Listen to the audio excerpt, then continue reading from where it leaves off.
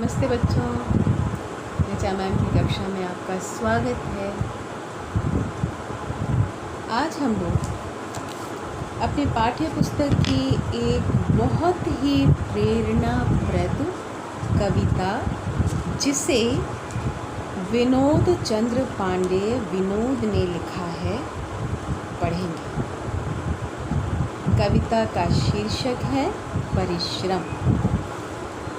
बच्चों, आप तो जानते हो, नहीं भी समझते हो तो मेरी बातों के बाद समझने की कोशिश करना कि सुबह से रात तक हम बहुत सारे कार्य करते रहते हैं और कुछ हमारे अभ्यास में भी बन जाते हैं, तभी हम अपने उद्देश्य को प्राप्त करते हैं। परिश्रम के बिना इस जगत में कुछ भी प्राप्त नहीं हो सकता है। बहुत छोटा सा बच्चा भी परिश्रम करता है। बोलो कैसे? उसे जब बॉटल में दूध लाकर दिया जाता है, उसके मुंह में उसे लगा दिया जाता है, उसे खींचकर पीने का काम उस बच्चे को ही करना होता है ना? तो ये सबसे छोटा सा काम है, लेकिन काम है। तो इस कविता में कवि ने कर्म की प्रधानता को स्थापित करने का बहुत उत्तम प्रयास किया है कि जब तक हम कर्म नहीं करते, ना हमारे उद्देश्य पूरे होते हैं, ना हमको सफलता मिलती है। संस्कृत में एक श्लोक है, ध्यान से सुनिए। उद्यमेन ही सिद्धयन्ति कार्याणि न मनोरथै न ही सुप्तस्य सिंहस्य प्रविशन्ति मुखे मृगा। अर्थात जब तक हम परिश्रम नहीं करते, उद्यम नहीं करते, तब तक हमारे मनोरथ, हमारी कामना पूरी नहीं होती। जैसे कि भूखा शेर जब तक शिकार नहीं करता, तब तक उसके क्षुधा शांत नहीं होती। हिरण चलकर स्वयं उसके मुख में आकर उसका निवाला नहीं बनता। ठीक है, तो आओ हम कविता देखते हैं। बहुत ध्यान से पढ़ना है, ठीक है ना? कविता को वैसे भी थोड़ी सी समझनी पड़ती है, ध्यान देनी पड़ती है।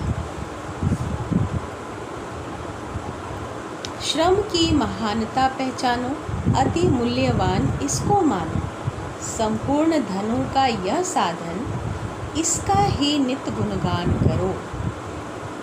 कवि कहते हैं कि मेहनत ही हमारे सभी उद्देश्यों को पूर्ति करने का एकमात्र साधन है। ठीक है, इसको रत्नों के समान मूल्यवान मानो। परिश्रम को, उद्यम को हीरे मोती रत्नों के समान मूल्यवान मानो, क्योंकि यही परिश्रम संपूर्ण धनों का साधन है। यानी कि तुम जो कुछ चाहते हो इस दुनिया में प्राप्त करना, इसी के माध्यम से सब कुछ प्राप्त कर लोगे। सबसे पहले आप अच्छा रिज़ल्ट चाहते हो तो परिश्रम करो, बहुत अच्छा रिज़ल्ट होगा। आप अच्छी नौकरी चाहते हो, अपने पथ पर चलते हुए परिश्रम करो, अच्छी नौकरी, मनोवांछित नौकरी आपको मिल जाएगी। ठीक है ना? तो श्रम करने से आदमी को डरना नहीं चाहिए। जैसे आप मंदिर में दान कर देते हो, तो हम जानते हैं कि यदि हमने दान किया है तो वो पुण्य कमाएंगे हम। उसी प्रकार तुम यदि श्रम का दान करते हो तो तुम अपने उद्देश्य की पूर्ति कर पाओगे। इसलिए संपूर्ण धनों का यह साधन, इसका ही नित्य गुणगान करो, श्रमदान करो, श्रमदान करो। यानी कि इसकी महत्ता को पहचानो और श्रम करने से कभी पीछे मत हटो। हमेशा फ़ायदे की मत सोचो। कुछ कुछ काम ऐसे भी होते हैं जिससे फ़ायदा नहीं होता तत्काल, लेकिन बाद में हमको समझ में आता है कि अरे मैंने ये प्रयास किया था, उसी का ये परिणाम मिला है। ठीक है, आगे बढ़ो। श्रम सुख वैभव का है दाता, उज्ज्वल भविष्य का निर्माता। श्रम क्या है? सुख और वैभव का दाता है। यानी कि आप एक अच्छी ज़िंदगी चाहते हैं, धन कमाना चाहते हैं, बहुत आराम से जीना चाहते हैं, आपके घर में तरह तरह की आधुनिक वस्तुएं देखना चाहते हैं, तो उसे प्राप्त करने के लिए आपको धन की ज़रूरत है। धन कैसे प्राप्त होगा? आप अच्छी पढ़ाई करेंगे, अच्छी नौकरी करेंगे, आपको धन मिलेगा और आप अपनी कामना के अनुसार अपने जीवन को जी सकेंगे। तो एक अच्छी ज़िंदगी, एक अच्छी नौकरी मिल जाए तो आपका भविष्य उज्जवल होता है। ठीक है। सौभाग्य विधायक जन जन का, तुम भी इसका सम्मान करो। यानी कि इस दुनिया में जितने भी व्यक्ति सुखी हैं, सम्मानित हैं, शीर्ष पर हैं, उनके बारे में जानकारी इकट्ठा करो। सभी को बहुत संघर्ष करना पड़ा है, सभी को बहुत परिश्रम करना पड़ा है, तभी आज वो जीवन के किसी मुकाम पर खड़े हैं। यानी कि समय के पृष्ठ पर उन्होंने अपना नाम लिखा है अपनी मेहनत के दम पर। ठीक है। जब तुम भी परिश्रम करते हो, इसका महत्व समझ लेते हो, तो तुम भी समय पर अपने नाम लिख सकोगे और सुखी हो सकोगे, खुश हो सकोगे अपने सफल जीवन पर। इसलिए श्रम की महत्ता को पहचानो, इसका सम्मान करो, इसमें चूक ना होने पाए। जैसे आप टॉनिक खाते हो ना स्वास्थ्य के लिए, तो वैसे ही जीवन के लिए श्रम को आप टॉनिक मानो। यदि आपने परिश्रम का टॉनिक नियम से पीना शुरू कर दिया, तो आपकी ज़िंदगी सफलता के बहुत नज़दीक चली जाएगी और आप जो चाहेंगे वो आपको प्राप्त हो जाएगा। आगे बढ़ते हैं, आओ तीसरे अनुच्छेद में।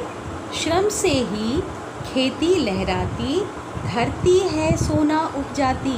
आप जानते हो बच्चों, खेती का काम बड़ा कठिन होता है। सर्दी, गर्मी, बरसात, हर मौसम में किसान खेत पर डटा रहता है। हम और आप जैसे आदमी तो सोच भी नहीं सकते। आप अपने बगीचे की रखवाली किस तरह से कर पाते हो? नहीं पता। पेड़ सूखने लगते हैं क्योंकि हम उतने ध्यान से उस पर काम नहीं करते, पानी नहीं डालते हैं, उसकी गुड़ाई नहीं करते हैं। बहुत सारे काम हमारे छूट जाते हैं क्योंकि हम उतना उसको महत्व नहीं देते। लेकिन किसान जो है वो अपने खेतों में सोना उपजाते हैं। गाना सुना है? मेरे देश की धरती सोना उगले उगले हीरे मोती, मेरे देश की धरती। तो मेरे देश की धरती जो सोना उगलती है वो कैसे?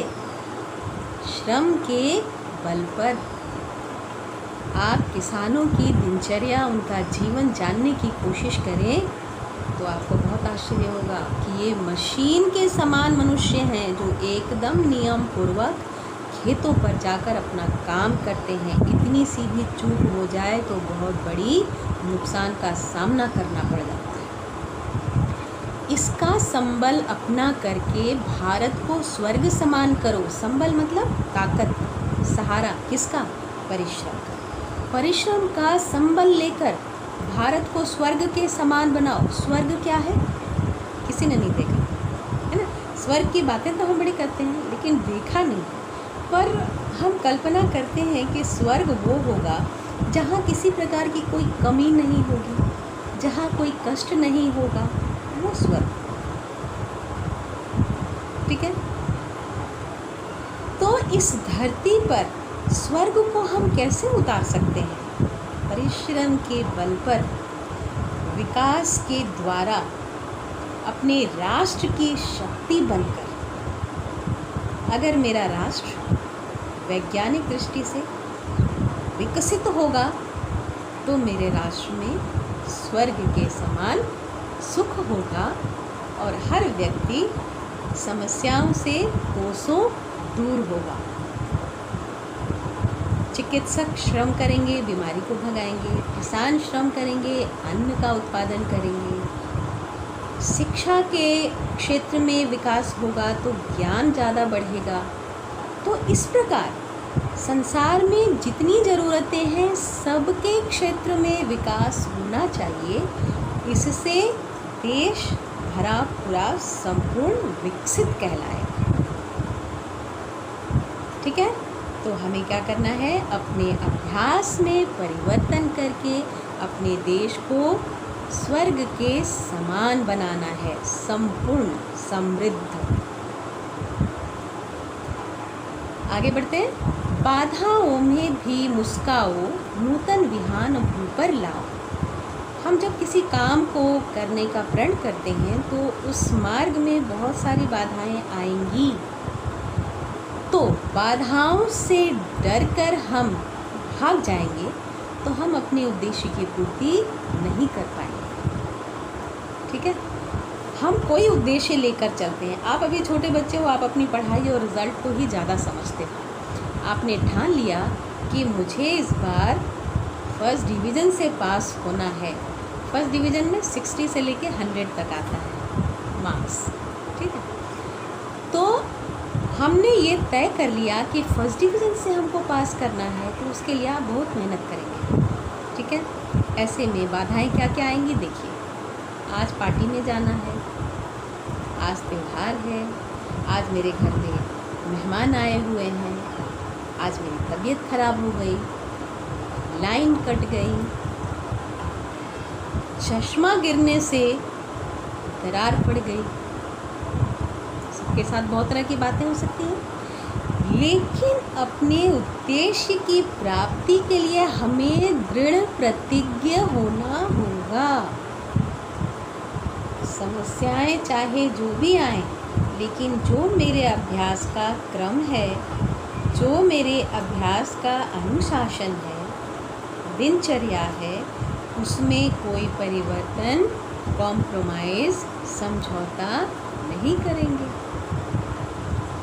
ठीक है, तो हर आदमी जिस प्रकार की दिशा चुनता है, अपना जो उद्देश्य निर्धारित करता है, उस मार्ग में अनेक कठिनाइयाँ, बाधाएं उपस्थित होती हैं, लेकिन हमारा ध्यान कहाँ होना चाहिए, उद्देश्य पर। वो स्थायी है। आने वाली कठिनाइयाँ मेरी दृढ़ता को देखकर, मेरे लगन को देखकर अपने आप किनारे हो जाएगी। ठीक है, तो कभी भी हमको डरना नहीं है, पीछे भागना नहीं है। कठिनाई आती है, ये एक चुनौती है। उसका सामना कैसे करना है, मुस्कुरा कर। ये आई है तो चली जाएगी, मेरे पास रहेगी तो नहीं, उसके आने से क्या डरना। थोड़ा सा एंटरटेन हो ले उसके साथ, थोड़ा आनंद मना ले। अब जाओ तुम, फिर अपने काम में हम लग जाएं। ठीक है, बाधाओं में भी मुस्काओ, नूतन विहान भू पर लाओ। यानी कि अपने उद्देश्य को प्राप्त करके इस धरती पर एक नया सवेरा लेकर आना है। हम एक नया शोध कर रहे हैं, हम एक खोज कर रहे हैं, जिसके प्राप्त हो जाने से, जिसके सिद्ध हो जाने से धरती वासियों को, मानव जगत को बहुत फ़ायदा पहुंचेगा स्वास्थ्य के लिए। तो हमको बाधाओं से लड़ना होगा और मानव जीवन के लिए एक अच्छा कार्य करना होगा। तो धरती पर एक नया सवेरा लाना है। बुझने न पाए श्रम की ज्योति, यानी कि तुम डर कर हार कर भागो मत। जो दीप हमने जलाया है ना, जो ज्योति हम जलाते हैं, दिया हमने हाथ में जला लिया अपने उद्देश्य का, अपने प्रण का, और ये दिया कभी बुझने न पाए, इसको आंधियों से बचाना होगा।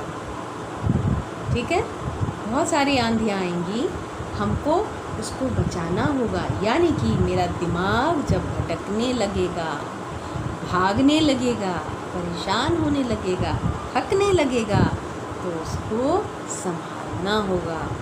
छोटे बच्चे की तरह अपने दिमाग को, अपनी बुद्धि को उठाकर अपनी गोद में लेना होगा कि कहीं भागो नहीं, अब तो मंजिल के बहुत करीब है ना। बुझने ना पाए श्रम की ज्योति श्रम की, इसका सदैव ही ध्यान करो, श्रमदान करो, श्रमदान करो। अनवरत प्रयास करते रहो, तुम अपने उद्देश्य में सफल हो जाओगे और दूसरों के लिए भी एक उदाहरण बनोगे। लोग तुम्हें देखकर ये सोचेंगे कि इस दुनिया में असंभव कुछ भी नहीं है। और बच्चों, ये सच बात है कि इस दुनिया में असंभव कुछ भी नहीं। यदि हम प्रण कर लें, यदि हम प्रयास करने लग जाएं, यदि हम परिश्रम को अपना स्वभाव बना लें, सब कुछ संभव है, ठीक लॉलीपॉप की तरह। ठीक है, तो जरा ध्यान से पढ़ना और अपने ऊपर भी इस कविता को एक बार देखकर सोचना कि क्या मैं अपना कार्य ईमानदारी से करता हूँ। यदि ईमानदारी से आप अपना कार्य करते हैं तो सफलता आपको मिलेगी ही। मेरी हार्दिक शुभकामनाएं आप सबके साथ। परिश्रम कीजिए, सफल होइए और देश दुनिया के लिए एक उदाहरण बनिए। नमस्ते।